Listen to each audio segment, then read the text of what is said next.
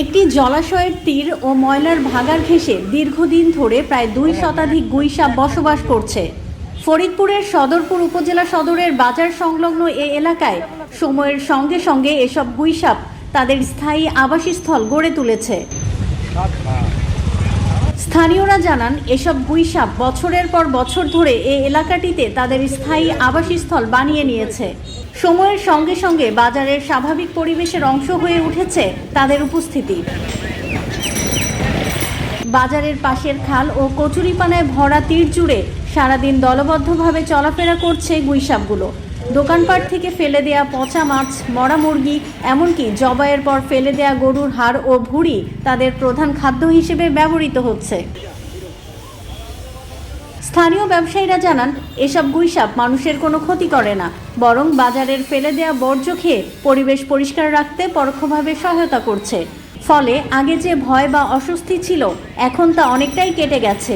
অনেকেই তাদের আর তাড়িয়ে দেন না, বরং স্বাভাবিকভাবে চলাফেরা অনেক দূর থেকে দেখতে আসে, রাস্তা থেকে দাঁড়াই দেখে, রাস্তা থেকে ছবি তুলে চলে যায়। এই মানুষ কতজনে ভিডিও করে, কতজনে ছবি তুলে চলে যায়, কিন্তু কারো ক্ষতি করে না। এখানে যে আশেপাশে বাড়ি ঘর আছে, বাজার সাইডে যে মরাঠরা মুরগি মাছ এগুলো ফালায় এইসব খায় ডাইনোসর। এই যে বাসা থেকে আসি বাজারে যাই, এদিক দিয়ে দেখি যে হাঁটাফেরা করে এক জায়গায় শুয়ে থাকে। ঘুরতে আসার পরে এখানে দেখলাম যে এখানে বড় ধরনের গুইসাপ।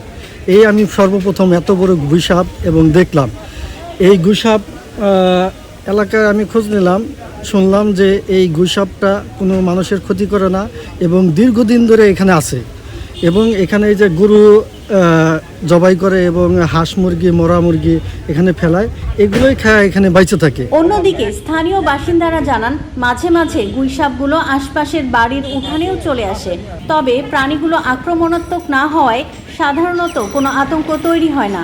ধীরে ধীরে তাদের উপস্থিতি এলাকার দৈনন্দিন জীবনেরই একটি অংশ হয়ে গেছে। অগদের সুবিধা থাকার জন্য, মানে অগণিকার সুবিধা এই জায়গাটা। কিরকম সুবিধা, ওরা এই জায়গা ছাড়া কোনোখানে যায় না, এইখানে ঘুরা পুরা থাকে, এইখানেই খায়। তা আমরা একটা অনুভব করলাম যে এইখানে একটা মানে শান্তি লাগে, কিংবা শান্তিতে বসবাস করে ওরা। এইখানে পানি আছে, পানির ভিতরে ঘোরাঘুরি করে, আবার পাশে এই যে ঘর বাড়ি আছে, বাড়ির আশেপাশে উড়ানে করে।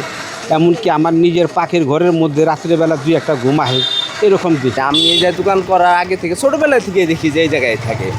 আর বিশেষ করে দেখা গেল কি যে অনেকেই খাবার আনে দুপুরে খাওয়ার জন্য, দেখা অনেক সময় উপরে যায়, ওইটা যেমন দিলে খায় ফেলায়।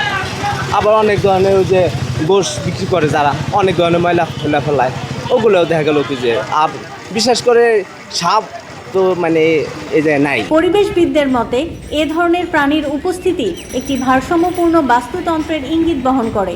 তাই গুইসাপগুলোর নিরাপদ আবাসস্থল সংরক্ষণ এবং তাদের সুরক্ষা নিশ্চিত করা এখন জরুরি হয়ে উঠেছে। Next level, well done, side by side fridge.